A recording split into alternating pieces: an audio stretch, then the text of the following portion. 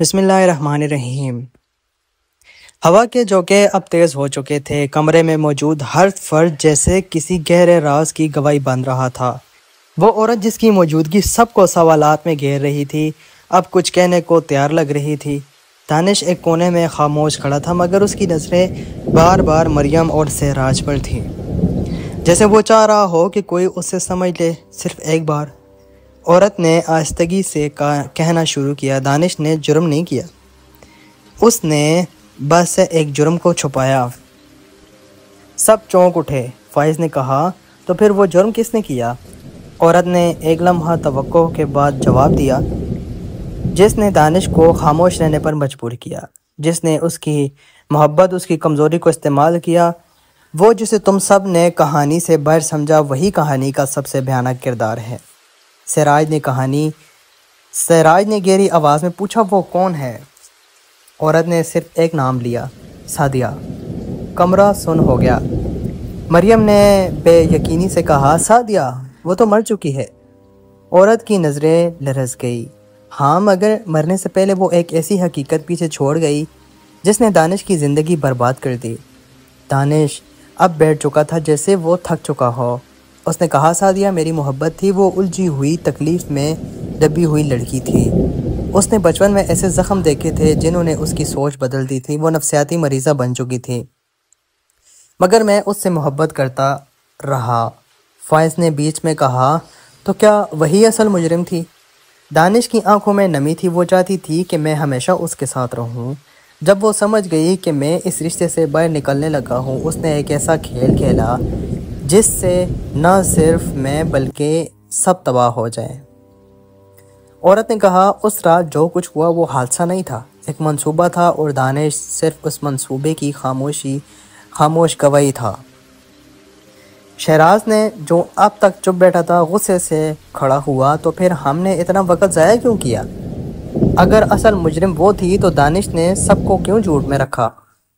دانش نے کہا، کیونکہ میں اسے سزا سے نہیں موت سے بچانا چاہتا تھا۔ میں اسے ہار چکا تھا، مگر میں اس کے نام کو مرنے کے بعد بھی بدنام نہیں ہونے دینا چاہتا تھا۔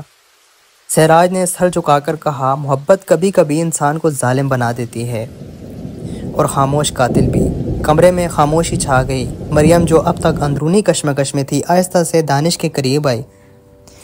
اس نے کہا، میں اب بھی تمہیں مجرم نہیں مانتی، مگر میں جانتی ہوں کہ تم نے اپنی سزا خود سے پہلے ہی کاٹ لی ہے۔ فائز نے آہستہ سے پوچھا، تو کیا اب ہم یہ عدالت برخواست کریں؟ سراج نے کہا، نہیں، اب ہمیں یہ فیصلہ کرنا ہے کہ ہم اس مردے کا پردہ فاش کریں یا اسے دفنا کر خاموش رہیں۔ عورت نے صرف ایک جملہ کہا، کچھ سچ دفنا دیے جائیں تو بہتر ہوتا ہے، کچھ انہیں نکالنے سے پہلے۔ عورت نے صرف ایک جملہ کہا، کچھ سچ دفنا دیے جائیں تو بہتر ہوتا ہے، کیونکہ انہیں نکالنے سے صرف وہی زخم کھلتے ہیں۔ دانش کی آنکھیں بند تھی، شاید وہ فیصلہ کر چکا تھا، اور کمرے میں سب کی نظریں اب صرف اس ایک سوال پر تھیں، کیا ہر سچ کا ظاہر ہونا ضروری ہوتا ہے؟ وقت جیسے رک گیا تھا، وہ کمرہ جس میں سب لوگ ایک دوسرے کو پرکھ رہے تھے اب گواہوں کا کمرہ بن چکا تھا۔ گواہ ایک ایسے سچ کے جو نہ مکمل تھا نہ جھوٹا، صرف ادھورا، بالکل انسانوں کی طرح۔ دانش کرسی پر بیٹھا، سر جھکائے، سانسیں گن رہا تھا جیسے ہر سانس ایک سزا ہو۔ سراج، جس نے اپنی ساری زندگی قانون، ثبوت اور اصولوں پر گزار دی تھی، اب محسوس کر رہا تھا کہ بہت فیصلے کاغذ پر نہیں، دل پر کیے جاتے ہیں۔ تو پھر اب کیا ہوگا؟ فائز کی آواز نے خاموشی توڑ دی، وہی فائز جو ہر بات میں مذاق تلاش کرتا تھا، آج سنجیدہ تھا۔ سراج نے نظریں اٹھائی، ہم سب انسان ہیں اور انسانوں سے غلطی ہوتی ہے، مگر جس نے سچ چھپایا، اس نے یہ سچ اپنی ذات کو بچانے کے لیے نہیں، ایک مرے ہوئے رشتے کی لاش کو دفنانے کے لیے چھپایا۔ مریم نے آہستہ سے کہا، دانش کا جرم قانون میں شاید لکھا جا سکتا ہے، مگر جو سزا وہ برسوں سے جھیل رہا ہے، اس کا ذکر کسی کتاب میں نہیں۔ عریب میں، جو ہر بات کے اصول کے کٹہرے میں تولتا تھا، اس نے بھی سر ہلایا۔ یہ فیصلہ ہم عدالت میں نہیں کر سکتے، یہ فیصلہ اس عدالت میں ہونا ہے جو انسان کے اندر لگی ہوئی ہے، ضمیر کی عدالت۔ دانش نے سر اٹھا کر سب کی طرف دیکھا، مجھے سزا دو یا چھوڑ دو، اب فرق نہیں پڑتا، میں روز اس رات کو جیتا ہوں، روز مرتا ہوں۔ میری خاموشی ایک صدمہ تھی اور میں اس صدمے کا اسیر ہوں۔ سراج نے گہری سانسیں لی۔ ہم سب میں سے کوئی نہ کہیں قصوروار ہے، اور اب اگر ہم انصاف کے نام پر ایک انسان کو قربان کریں تو ہم بھی اس ظلم کا حصہ بن جائیں گے جس کے خلاف یہاں جمع ہوئے تھے۔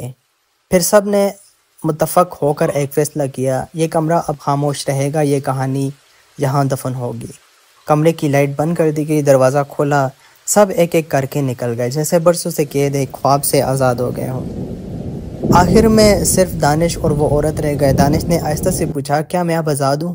عورت نے خاموشی سے اس کا ہاتھ تھاما۔ آزادی باہر نہیں، اندر ہوتی ہے۔ اگر تم نے خود کو معاف کر لیا تو ہاں، تم آزاد ہو۔ دانش کی آنکھوں سے ایک آنسو بہا، نہ پچھتاوے کا نہ خوف کا، شاید اس کا زخم کا آخری قطرہ تھا جو برسوں سے دل میں جمع ہوا تھا۔ دروازہ بند ہو گیا، کمرہ خالی تھا۔